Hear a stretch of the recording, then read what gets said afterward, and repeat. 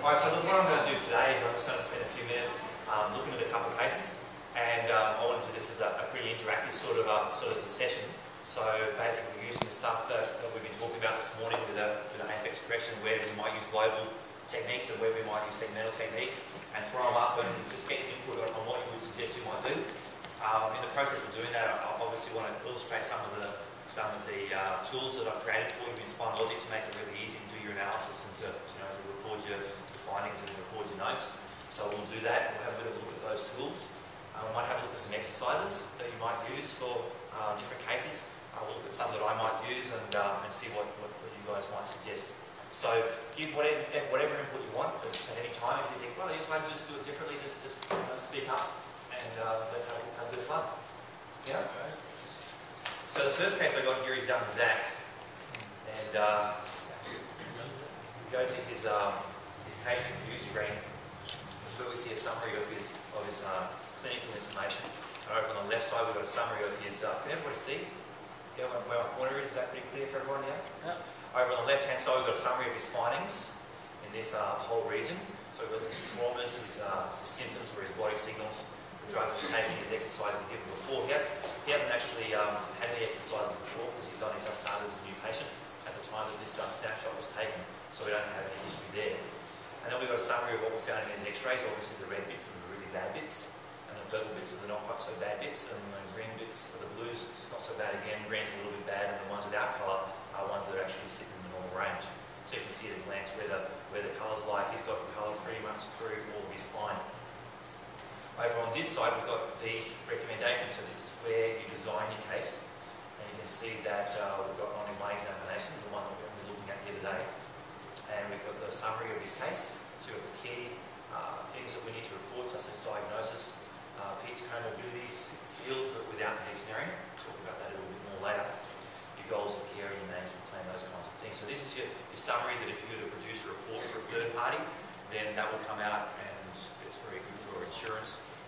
It's very good for referring to anybody else where you produce something that's going to be very readable by anybody in any sort of profession. I've got some exercises down here, and we've got the adjustment, and we've got what we want to do in his examination. But let's jump into his x-rays and have a little look. And this is Zach. Where would you all start? Start at the bottom, work your way up. Yeah. So that would be the mechanical model. Yeah. At the same time, we look at his case. Look at his C2. The C2 is horrible, right? If the C2 is that bad, it's going to be an enormous amount of blood pressure interfering with his brain communication with the whole of his body. So maybe there'd be an argument for a top-down sort of approach, a tonal sort of approach. I'd probably look at his C2 first. But if you look down at his lumbar spine, it's got those big steps. You can see those? Let's make it a little bit bigger. Everybody see that? Yeah. Is it a surprise he's got back pain? 5, 4, 3, 2, L2, translated posteriorly by L2 to L3 translation, 6 millimetres. It's a humongous translation. And it's a humongous translation. And when you come back and you take your comparative x-rays, you'll see that translation reduce. And you'll be able to measure it, which is really cool. Measuring of these translations is very easy. I'll show you how easy it is to do. Just go to reanalyze. So in this case, we're going to analyse it again. We'll clear all the points that we had there. And we'll mark, first of all, you can see our list of points that we need to register to analyse this case. So we've got his 2 acetabuli that we need to mark first. So there's one of them and there's the other one. And it is S1 posterior inferior, so that's about there. And it's S1 anterior superior, posterior superior. 5. Make it a bit bigger, make it a bit easier for me. 4. 3 is a little posterior. Look at that.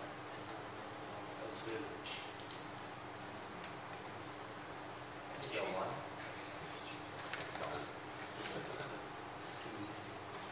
And we're all done, right?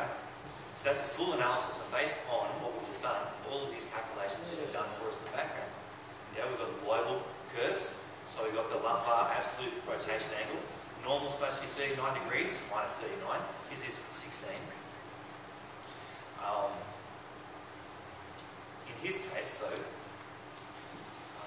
how many people say Dean's advanced lumbo-pelvic work? Read his textbook? Anybody? A few? Talk about the angle of pelvic incidence. Yeah, he studied that. So if you look at his spine, you can see he's got a very straight sacrum in through this part. And the relationship between his pelvis and his sacrum means that he actually, normal for him, is 27 degrees. So where most people average is 40-degree lumbar curve, for him it's only 27 degrees. If we were to try and restore a 40-degree curve in his spine, he would have a lot of trouble. So he's not as far off as it looks at first, where we can see he's measuring at 16, he should be 27, not the average of 40. Does that make sense? Say that? Yeah. But how come this is different? Because of the relationship of the way his sacrum sits in the shape of his pelvis. So his sacrum sits quite flat, and sit in the sacral base is quite shallow, and that's just the way that his pelvis has been designed. And so he has a relatively flat lumbar curve. If he has a more deep sacral one that curves around and sits with a more vertical sort of sacral base, then he has to have a bigger curve. So that would therefore affect the sacral base angle as well, or what the normal is? Yeah, exactly. So if you look at the sacral base angle, you can see his sacral base angle is measuring at 31. The sacral base normal, typically, as you know, is 40 degrees, but in his case, it's 30. Okay. So his normal is 30, and he's measuring at 31, so his sacral base is sitting pretty well spot on. Yeah. Now those calculations, like working out, do you actually work out the angle of pelvic distance for your patients? Most of the time, not in the office. Well, why don't you do it? Why don't? Yeah. The guy I work for didn't do it. Because the guy you work for didn't do it? Because it's really hard and it takes forever to do? Yeah. Yeah, like it's really hard and really complex. You got to mark your finger. Yeah, you got to mark certain stuff, and then you got to get your calculator out, you got to work all the stuff out. It's really hard, but as you've seen, that's what the calculator's for you, so you don't have to do that boring part. You can just get straight into the case.